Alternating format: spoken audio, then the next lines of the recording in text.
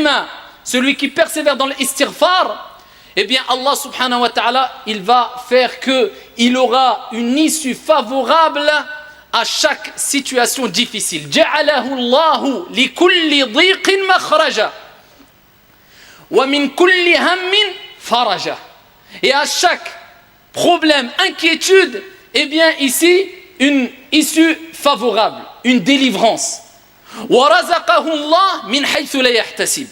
Et Allah subhanahu wa ta'ala lui donnera sa subsistance d'où il ne s'attend pas. Le prophète alayhi salatu wassalam, dans un autre hadith, le prophète alayhi salatu wassalam nous a donné une indication concernant ici une manière de demander pardon. On peut la dire aussi, et c'est très efficace, bi'idhnillahi tabaraka wa ta'ala, et c'est plus complet.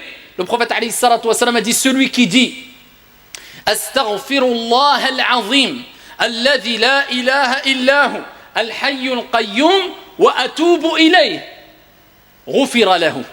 Alhamdulillahi rabbil alamin, wal-aqibatu lil-muttaqin, wa ashhadu an la ilaha illallah, wa ashhadu anna Muhammadan abduhu wa rasuluh. Amma ba'd. Mes chers frères et sœurs, vous l'avez compris, on a parlé d'une pratique, un acte d'adoration qui est simple, qui est facile, qui est fructueux, et avec cela, qui est beaucoup trop délaissé dans la communauté aujourd'hui, malheureusement, ma'al asaf. Ce n'est autre que cette pratique qui est le fait d'adorer ton Seigneur tabaraka wa ta'ala, de te rapprocher d'Allah jalla wa ala, d'être aimé par Allah subhanahu wa ta'ala, à travers le fait de dire astaghfirullah, tout simplement. Le fait de dire je te demande pardon, ô mon Seigneur, ô Allah. Le fait de demander pardon à Allah subhanahu wa ta'ala, c'est un acte d'adoration aimé par Allah jalla wa ala. Et Allah aime ceux qui lui demandent pardon. Wallahu yuhibbu at-tawwabin wa yuhibbu al-mutatahhirin. Allah jalla wa ala dit dans le Coran, et Allah aime ceux qui se repentent. Et at-tawwabin nous renvoie vers un shem, une racine qui nous rappelle l'augmentation. Ce n'est pas simplement de se repentir une fois ou deux fois, mais c'est de se repentir plusieurs fois, multiplier son repentir et l'istighfar. Et c'est comme si Allah Jalla wa ala nous disait, eh bien même si tu commets plusieurs péchés, eh bien t'inquiète pas, eh bien tu peux toujours faire partie de ceux que j'aime, parce qu'Allah a dit j'aime ceux qui, c'est pas se rependre une fois ou deux fois, se rependre plusieurs fois. Donc celui qui se repent plusieurs fois, a fortiori il a commis plusieurs péchés. Donc même si tu as commis plusieurs péchés, eh bien tu as encore l'opportunité de te repentir plusieurs fois et de là d'être aimé par Allah subhanahu wa ta'ala. Wallahu yuhibbu at-tawwabin, ceux qui se repentent plusieurs fois. Et c'est pour ça que le prophète lui-même se repentait et demandait pardon à Allah tabaraka wa ta'ala plus de 100 fois par jour. Pourtant c'est qui? Ghufira lahu ma taqaddama min dhanbihi wa ma ta'akhkhar. Il lui a été pardonné les péchés passés et futurs. Avec cela, il augmente. Et pourquoi? Parce qu'Allah aime. C'est pas que tu dises une fois astaghfirullah. C'est pas que tu te repentes une seule fois. Mais c'est que tu le dises plusieurs fois. Quand tu marches, astaghfirullah, astaghfirullah, astaghfirullah. Quand tu conduis, quand tu te déplaces, avant de dormir, en te réveillant, en finissant la prière, dans ta prosternation, et ainsi de suite. Augmente al-istighfar. Une pratique énorme et fructueuse et à la portée de toutes et tous. Qui d'entre nous, même celui qui a des difficultés dans la prononciation des lettres arabes, qui d'entre nous ne peut pas dire astaghfirullah? Et au pire, eh bien nous rappelons comme Allah Jalla wa ala a dit dans le Saint-Coran que parmi ces signes divins, Allah subhanahu wa ta'ala, c'est la diversité de vos langues. C'est un signe d'Allah Azza wa Jal. Que un parle le comorien, que un parle le turc, que un parle le marocain, que un parle l'algérien, que un parle l'anglais. C'est parmi des signes divins.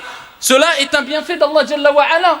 Donc même si tu le dis en français, je te demande pardon Allah, c'est bon. En camerounais, en turc, peu importe, c'est bon. Mais bien sûr c'est préférable et mieux. Car ici, ce que renferme comme sens, eh bien les termes utilisés en langue arabe sont plus riches. Et donc c'est pour ça qu'il est demandé à tout le monde d'augmenter al-istighfar. Et le terme al-istighfar, ayyuha al-ahibba, c'est le fait de dire astaghfirullah, c'est le fait de dire je demande pardon à Dieu. Et quand on parle de pardon, eh ben ça renvoie à un terme en arabe qui est al-maghfira. Et al-maghfira, ma'khouda, hadhihi al-kalima ma'khouda, elle est déclinée d'un autre terme qui est al-mighfar. Et al-mighfar, eh bien c'est alladhi yughatti bihi al-insan ala ra'sahu fi al-qital. C'est ce que mettait la personne sur sa tête lors du combat. Aujourd'hui, on dirait c'est un casque qui le permet, ou qui lui permettait, eh bien, de se protéger, de se prémunir. Et pourquoi ce terme est décliné du terme qui est al-mirfar, donc al-maghfira est décliné de ce terme al-mirfar, parce que la demande de pardon, le fait de demander pardon à Dieu, al-maghfira, eh bien c'est une protection, c'est une préservation. De quoi? Pas des flèches, mais des péchés, et du châtiment éventuel divin d'Allah subhanahu wa ta'ala au jour de la résurrection. Donc à travers l'istighfar, tu te prémunis, tu te préserves des péchés et du châtiment d'Allah Jalla fi'ula au jour de la résurrection. Donc il est important de savoir que l'istighfar c'est une protection. Donc plus tu dis astaghfirullah, plus tu te protèges et tu te prémunis des péchés et du châtiment, ya Abdallah. Et bien sûr, l'istighfar a de nombreux bienfaits. Et parmi ces bienfaits, eh bien, on peut citer un récit assez connu du grand ascète, du grand pieux prédécesseur Al-Hassan al-Basri rahimahullah ta'ala, lorsque 3 hommes différents sont venus l'interroger. 3 personnes différentes sont venues l'interroger. Une première personne a dit, ya imam, il est venu lui poser une question, il lui a dit, mon jardin eh bien, est touché par la sécheresse, que dois-je faire? Il lui dit, implore le pardon d'Allah tabaraka wa ta'ala. Dis, astaghfirullah. On a bien compris, pas qu'une fois, pas 2 fois. Mais plus tu vas l'augmenter, et plus cela te sera bénéfique. Et vous voyez, un terme qui nous paraît simple et court, mais renferme d'énormes trésors. Et ça, c'est la richesse de l'islam et la richesse aussi de la langue arabe. Eh bien, ici, il lui dit, eh bien, augmente le pardon, la demande de pardon à Allah tabaraka wa ta'ala. Dis, astaghfirullah. Khalas. Un deuxième est venu le voir. Il lui a dit, ya imam, je n'ai pas d'enfant. Il est touché par ce qu'on appelle aujourd'hui la stérilité. Je n'ai pas d'enfant. Que dois-je faire? Il lui dit, implore le pardon d'Allah Jalla wa ala. Augmente al-istighfar, le fait de dire astaghfirullah. Repends-toi auprès d'Allah Azza wa Jalla, demande pardon. Un troisième est venu le voir. Et il lui a dit, ya imam, il dit, je suis touché par al-faqr, la pauvreté. Il lui a dit, implore le pardon d'Allah Azza wa Jalla. Demande pardon à Allah subhanahu wa ta'ala. Une personne qui était en présence de Al-Hassan al-Basri a dit, ya imam, comment cela se fait-il que aux 3 personnes qui sont venues avec 3 situations différentes, tu leur as donné la même et unique réponse? Eh bien, il lui a répondu tout simplement en disant, car je ne vais pas au-delà du Coran. Car Allah subhanahu wa ta'ala a dit dans le Coran al-Karim, فَقُلْتُ اسْتَغْفِرُوا رَبَّكُمْ إِنَّهُ كَانَ غَفَّارًا حِكَايَةً عن نوح alayhi salam. En parlant et en citant ici la situation de Nuh alayhi salam qui lui a dit, et j'ai dit, فَقُلْتُ اسْتَغْفِرُوا, implorez le pardon d'Allah Jalla wa ala, c'est le grand pardonneur. Et quelles sont les conséquences après le fait d'implorer le pardon d'Allah Azza wa Jalla? Allah le cite dans le Coran al-Karim, yursilis samaa alaykum midrara. Il fera descendre du ciel sur vous des pluies abondantes. Ah, réponse au premier qui a dit, mon jardin est touché par la sécheresse. Yursilis samaa alaykum midrara wa yumdidukum bi amwalin. Et ensuite Allah Jalla wa ala dit, et il nous rappelle après l'istighfar, qu'est-ce qu'il y aura? Non seulement il y aura la pluie, et Allah tabaraka wa ta'ala vous comblera de biens, d'argent et de biens de façon générale, et d'enfants. Donc on a la réponse à celui qui a été touché par la pauvreté, les biens, et la réponse à celui qui lui a dit, ya imam, je n'ai pas d'enfant, touché par la stérilité. Et donc on voit ici que l'istighfar nous apporte, eh bien, la richesse par la permission d'Allah Jalla wa ala, provoque eh bien le rizq, la subsistance venant d'Allah subhanahu wa ta'ala, les pluies abondantes, et te permet à toi, mon frère ou toi, ma soeur, si tu es touché par la stérilité, eh bien qu'Allah Jalla wa ala, s'il en décide ainsi, de par cette cause, eh bien Allah subhanahu wa ta'ala t'accordera sûrement un enfant par la cause de l'istighfar si à la base tu étais stérile. Donc augmente l'istighfar sans jamais désespérer et en comprenant le sens de l'istighfar. Et en méditant le sens de l'istighfar et savoir que tu demandes pardon à Dieu et que tu as en face de toi un Dieu miséricordieux qui pardonne et qui aime pardonner les péchés. Parmi les bienfaits et les bénéfices de l'istighfar aussi, on a un hadith. Je ne voulais pas citer tout à l'heure en langue arabe. Ici, c'est un hadith qui est jugé faible. Il est rapporté par Ibn Majah, il est rapporté par Abu Daoud, il est rapporté par l'imam Ahmad fi Musnadih, jugé faible par certains gens du hadith et bon par d'autres gens du hadith. Mais même si on prend en considération qu'il est jugé faible, ça ne veut pas dire qu'il est maoudou, ou bien qu'il est chèvre, qu'il est marginal, ou qu'il est faux, et en plus de cela, on parle des mérites. Donc il n'y a pas de mal de le citer. Le prophète alayhi salatu wa salam a dit, man lazima al-istighfar Man lazima, cela indique celui qui persévère. C'est pas simplement, et on revoit le principe d'augmenter. Celui qui persévère dans l'istighfar. Il dit beaucoup astaghfirullah, il persévère. Man lazima, celui qui persévère dans l'istighfar, eh bien Allah subhanahu wa ta'ala, il va faire qu'il aura une issue favorable à chaque situation difficile. Ja'alahu Allahu li kulli dhiqin makhraja wa min kulli hammin faraja. Et à chaque problème, inquiétude, eh bien ici, une issue favorable, une délivrance. Wa razaqahu Allah min haythu la yahtasib. Et Allah subhanahu wa ta'ala lui donnera sa subsistance d'où il ne s'attend pas. Donc on voit ici à travers ce hadith que, à travers l'istighfar, Allah azza wa jal te délivre des difficultés. Allah subhanahu wa ta'ala, eh bien ici fait disparaître les soucis et les tristesses, les angoisses que tu peux avoir. Et Allah tabaraka wa ta'ala t'accorde ta subsistance, ton rizq, kama qala alayhi salatu wassalam, min haythu la yahtasib, d'où il ne s'attend même pas. Parmi les mérites encore de l'istighfar, eh bien, on a un hadith rapporté par Ibn Majah wa ghayru bi sanadin hasan, où le prophète alayhi afdalus salati wa askat taslima dit, eh bien, Allah subhanahu wa ta'ala fera monter de degrés l'homme al-abdu salih.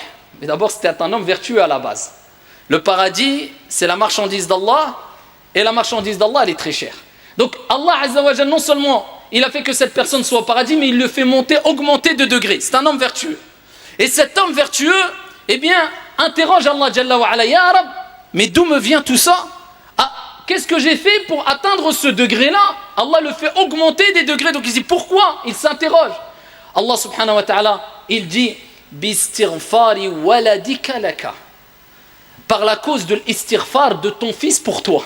Un de tes enfants pieux pour toi. Et c'est là, encore une fois, qu'on voit l'importance d'avoir des enfants qui font dua pour toi. Parce que quand tu meurs, eh bien, si quelqu'un fait dua pour toi de façon générale, eh bien, incha'Allah ta'ala, ça sera accepté. Donc, il ne faut pas oublier les morts.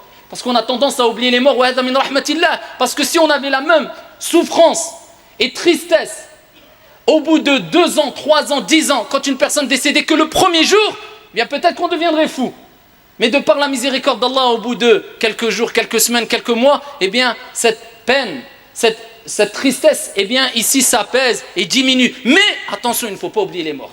Surtout tes parents, ton père, ta mère, ton grand-père, ta grand-mère, tes enfants, ton épouse, si c'est le cas, etc. La famille, ensuite les proches et les personnes vertueuses, etc. Il ne faut pas oublier, ici, nos morts dans nos invocations. Et particulièrement si tu es un enfant et tu as ton père ou ta mère ou ton grand-père qui sont morts. Rappelle-toi de ce texte, peut-être par la cause de tes dua pour ton père et la demande de pardon particulièrement.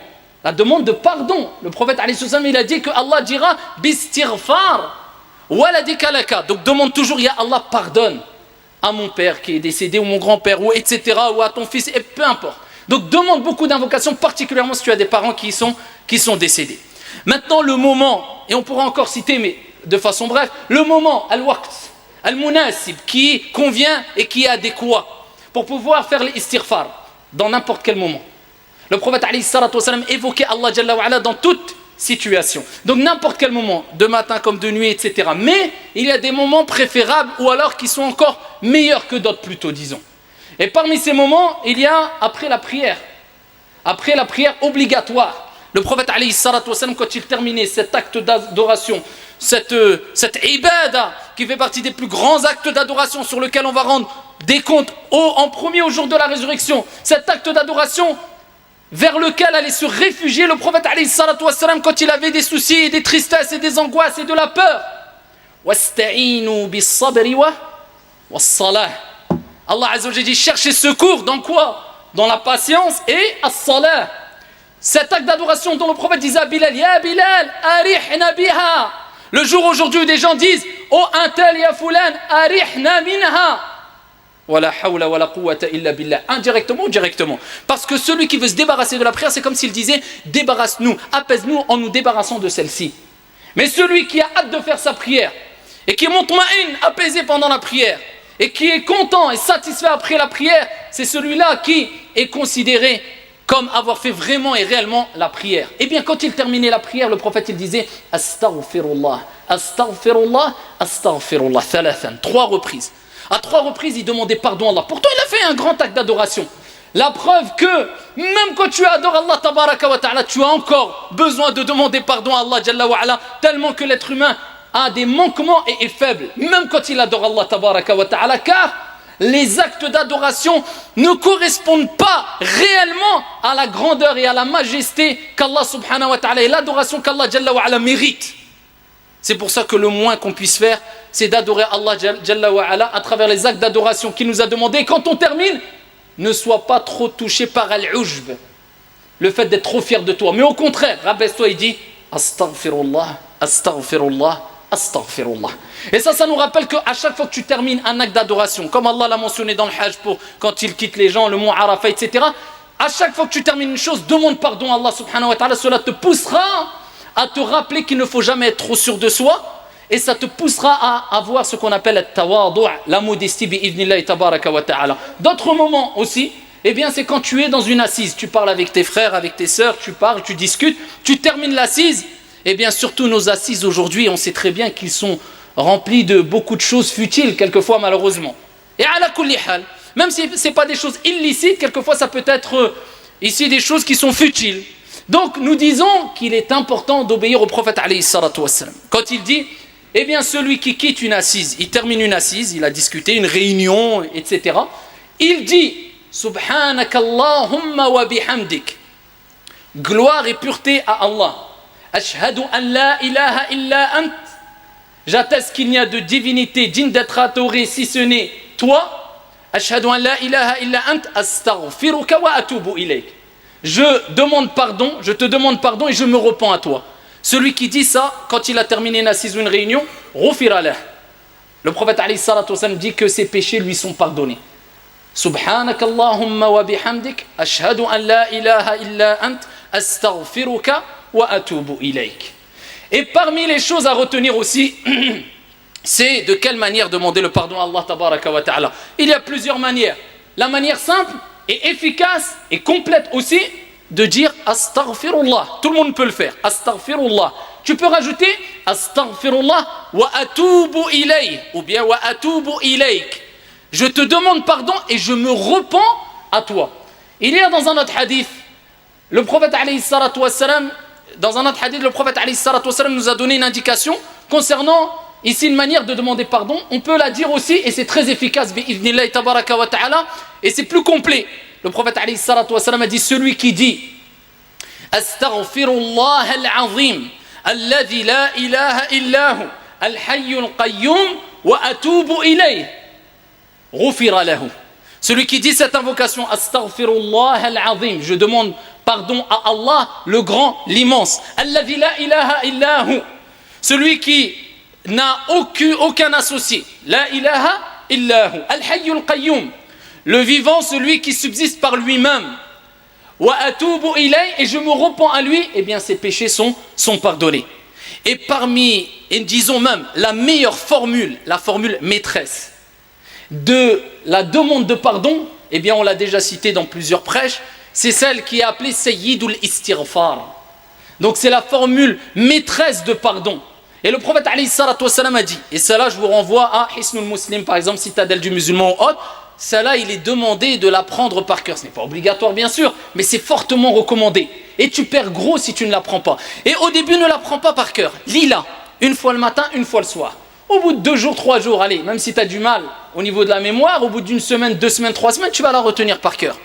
Allahumma anta rabbi, la ilaha illa ant. Le prophète il dit, celui qui dit ça, écoutez bien, Allahumma anta rabbi, la ilaha illa ant. Oh Allah, tu es mon Seigneur. La ilaha illa ant. Il n'y a de divinité autre que toi. Khalaqtani wa ana abduk. Tu m'as créé, je suis ton esclave, ton serviteur. Khalaqtani wa ana abduk wa ana ala ahdika wa wa'dika mastata'at. Et je me conforme autant que je peux à mon engagement et à ma promesse vis-à-vis de toi. Eh bien, quand tu dis cette invocation complète, eh bien, tu vas voir les fruits qui vont en découler. Allahumma anta rabbi, la ilaha illa ant, khalaqtani wa ana abduk, wa ana ala ahdika wa wa'dika mastata'at. A'udhu bika min sharri ma sana'at, wa abu'u laka bi ni'matika alayya. Je cherche protection auprès de toi contre le mal que j'ai commis. wa abou'u laka bi ni'matika alayya, et je reconnais tes bienfaits sur moi, wa abou'u bi dhanbi, et je reconnais mon péché, faghfirli, pardonne-moi, fa innahu la yaghfiru dhunuba illa ant. Nul ne pardonne les péchés si ce n'est toi l'unique subhanahu wa ta'ala. Le prophète alayhi salatu wa salam a dit, celui qui dit cette dua le matin et il meurt avant le soir et il l'a dit avec certitude, on en revient. C'est pas comme certains quand ils terminent la prière, subhanallah, subhanallah, subhanallah, subhanallah. C'est mieux que tu dises subhanallah une fois que tu es subhanallah, subhanallah, on comprend rien. Regarde, astaghfirullah. Déjà, astaghfirullah.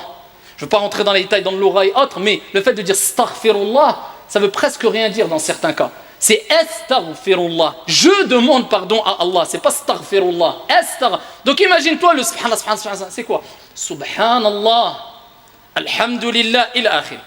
Pareil, cette invocation, celui qui dit avec certitude, il meurt la journée, dakhal al-jannah. Il rentre au paradis.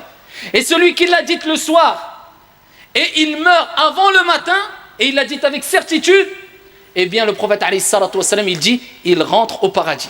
Ça veut dire celui qui l'a dit le matin, il meurt dans la journée, il rentre au paradis. Celui qui l'a dit le soir, eh bien il meurt le soir, il rentre au paradis bi'idhnillahi tabaraka wa ta'ala. Et pour terminer, il est important de savoir que le repentir, et quand on commet des péchés, c'est très important de faire al-istighfar. Mais ça ne suffit pas, il faut bien sûr que le péché qui a provoqué le fait qu'on demande pardon à Allah Azza wa Jal, eh bien il soit abandonné. Et on n'y persiste pas sciemment.